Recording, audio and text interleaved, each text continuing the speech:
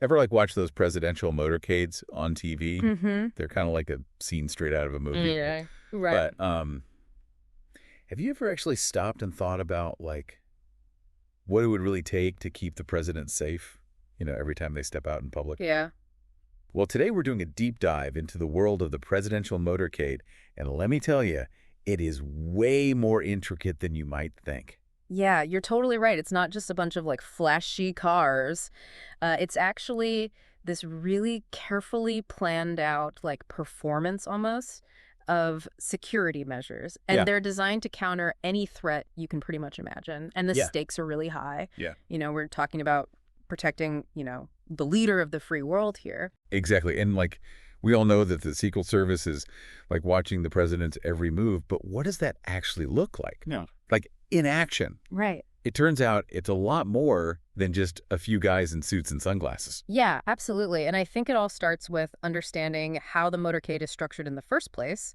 And you can almost imagine it like a bunch of layers of protection, and each of them has a specific role that it plays. Like the outermost ring, that's known as the lead zone, and that's like the eyes and ears of the whole operation. Oh, okay. So that's like clearing the way and making sure there are no surprises. Yeah, precisely. Okay. So you've got the route car, and that scopes out the whole route in advance and looks for any obstacles or vulnerabilities, anything like that. And then you've got the sweepers. They're often on motorcycles, and they make sure that the path is clear for the rest of the motorcade. Okay, that makes sense. So we've got the path secured. What's next? So next we move into the heart of the motorcade, and that's the security zone.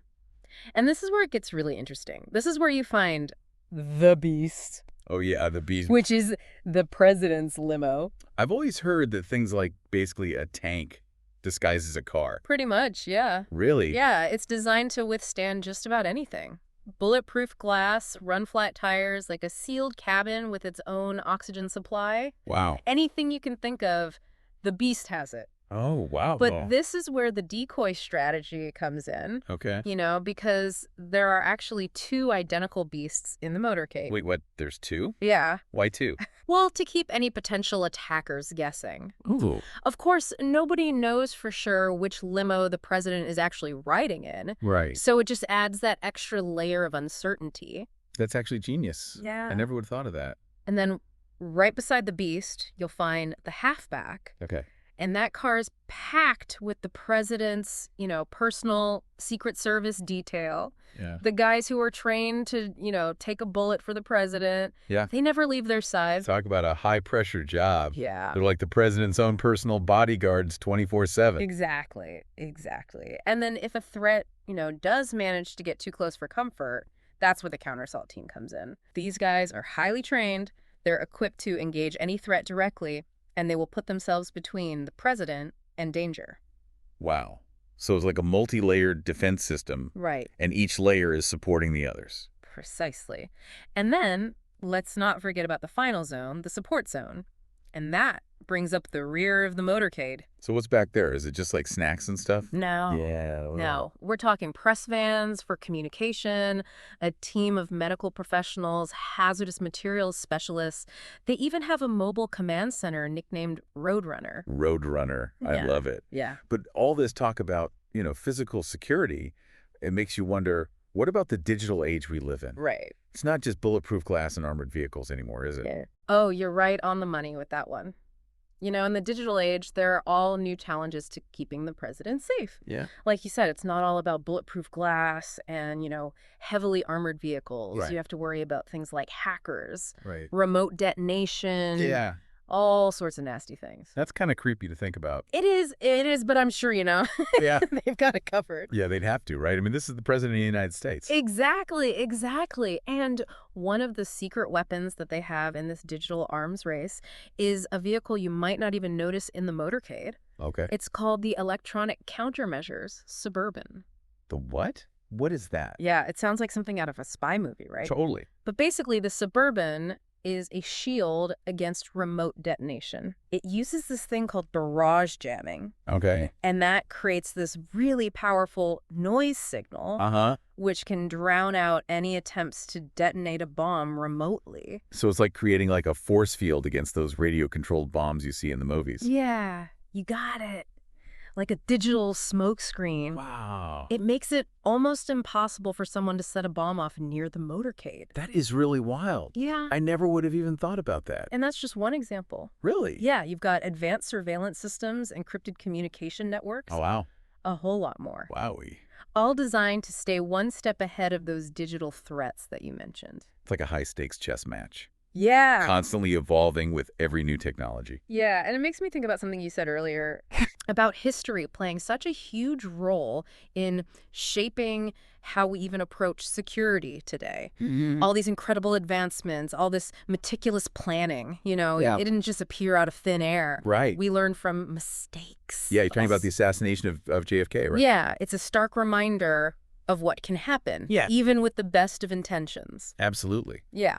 President Kennedy's assassination back in '63 sent shockwaves through the world. Yeah. And, his limousine, It was like an open top, right? it's very elegant, But not very safe. not very safe, Yeah, offered very little protection against an attacker. Yeah, I was reading about that.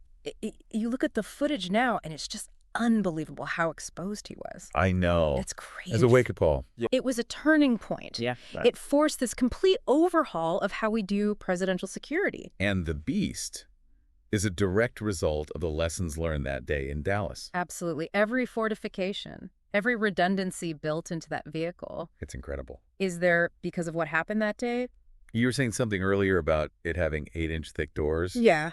and bulletproof glass. Well, What else makes the beast so special? we're talking about a vehicle that's designed to withstand an absolute onslaught. Wow. Like I said, armor plating that can stop armor-piercing rounds, run flat tires. Uh-huh. Even after multiple punctures, they'll keep going. Oh, wow. A completely sealed cabin with its own oxygen supply just in case of a chemical attack. Jeez. They even have a supply of the president's blood type on board. Really? Just in case. The president's blood type. Yeah. That's incredible. It's a grim necessity. Yeah. But it shows just how seriously they take the president's safety. Wow. Every single feature. Every detail. Every detail is a testament to their commitment to never again be caught unprepared. It's pretty sobering, actually, when you think about it. Yeah, it is. But even with the beast and this whole motorcade, Right. there's still so much more to think about, right? Oh, absolutely. When it comes to protecting the president. Yeah, the motorcade is really just one piece of a much larger puzzle. Right, like Air Force One. Exactly. You can't forget about that. That thing is like a flying fortress. Yeah, it's way more than just a plane. It's got its own advanced defense systems, secure communication channels. They even have a suite on there that's dedicated to running the country mid-flight if they have to. Yeah. That's wild. All the logistics involved.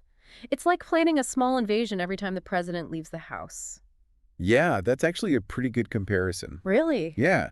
There are advanced teams, intelligence agencies gathering information, coordination with local law enforcement. I mean, you name it. Wow. They're all working together to create this like invisible bubble of security around the president. It's incredible. It makes you realize how much we take it for granted.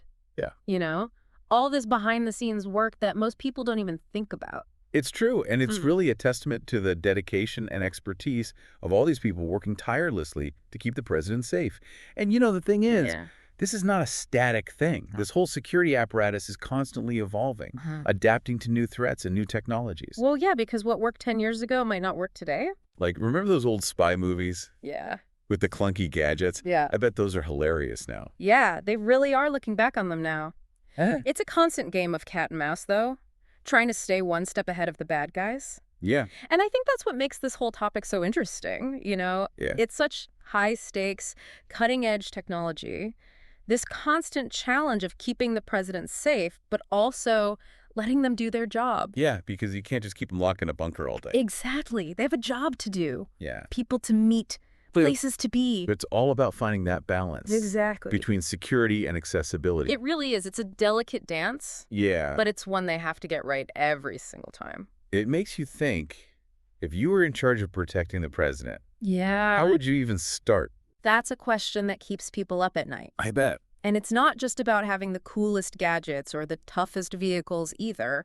It's about anticipating the unexpected, thinking like your adversary. Right. Always being prepared for the worst case scenario. That's a lot of pressure. It is. But it's also amazing to think of it all the people who make it happen. It really is. It's incredible when you stop and think about the ingenuity and dedication that goes into it all. Well, there you have it, folks.